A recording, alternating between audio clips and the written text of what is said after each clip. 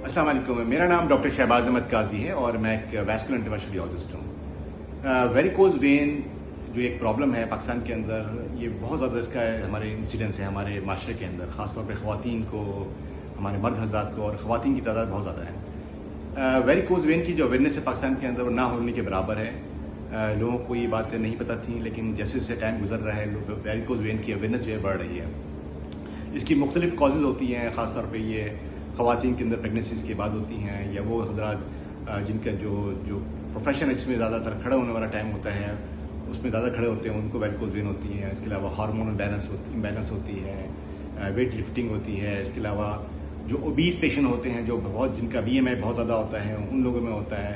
तो मुख्तलिफ कॉजेज़ होते हैं इसके अंदर। आमतौर पर जब ये वेरिकोज वेन इसको इग्नोर करते हैं और जब ये जैसे जैसे वेल्व ख़राब हो होते हैं, नॉर्मली फ्लो ऊपर जाना चाहिए लेकिन फ्लो ऊपर नहीं जाता, फ्लो जो है सारा नीचे आता है। और उसके साथ साथ लोगों की इनकॉम्पिटेंसी की वजह से, वेल्व की इनकॉम्पिटेंसी की वजह से उनका वेनस हाइपरटेंशन होता है, उनकी जो स्किन की पिगमेंटेशन बढ़ जाती है, उनकी वेरिकोज वेन डेवलप होती है, उनको स्वेलिंग होती है। और फिर उनके बाद एक स्टेज आती है जहाँ पे आके उनकी जो है उनको healing non healing ulcer develop हो जाते हैं। तो इसका जो आजकल के जदीद दौर के अंदर जो हम काम करते हैं उसके अंदर एक प्रोसीजर होता है जिसको हम कहते हैं एंडोवेनस एब्लेशन। ये वो प्रोसीजर होता है जिसमें कोई सर्जरी नहीं होती, ये हम रेडियो फ्रिक्वेंसी एब्लेशन और लेज़र के ज़रिए हम इस वेन को जो है हम ट्रीट करते हैं, जिससे पेशेंट की सिम्टम जो होती हैं 1 महीने से लेकर 2 महीने के अंदर पेशेंट सिम्टम्स इंप्रूव कर जाते हैं। और इसके लिए सबसे इंपॉर्टेंट है कि हम जो है ना, हमने IMC के अंदर इंटीग्रेटेड मेडिकल केयर सेंटर के अंदर हमने यहाँ पे एक वेरिकोज वेन क्लिनिक डेवलप किया है, जिसके अंदर हम वेरिकोज वेन स्क्रीनिंग करते हैं।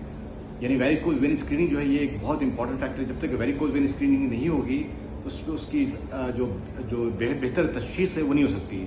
और उसकी तशखीस के हिसाब से फिर हम पेशेंट को हम कैटेगराइज करते हैं कि कौन से पेशेंट है जिसको एंडोवेनस एब्लेशन होना चाहिए, और कौन से पेशेंट इसके थेरेपी होनी चाहिए, और कौन से पेशेंट को कंप्रेशन थेरेपी होनी चाहिए। तो अगर आप वेरिकोज वेन से रिलेटेड या उसकी इनसफिशिएंसी से रिलेटेड अगर कोई मालूमात हासिल करना चाहता है तो हमारे हॉस्पिटल की सोशल वेबसाइट्स के ऊपर वेबसाइट और जो फ्रंट डेस्क है वहाँ पे आप रब्ता कर सकते हैं, और हमारी वेरिकोज वेन क्लिनिक के लिए और या स्क्रीनिंग प्रोग्राम के लिए आप हमसे अपॉइंटमेंट ले सकते हैं। शुक्रिया।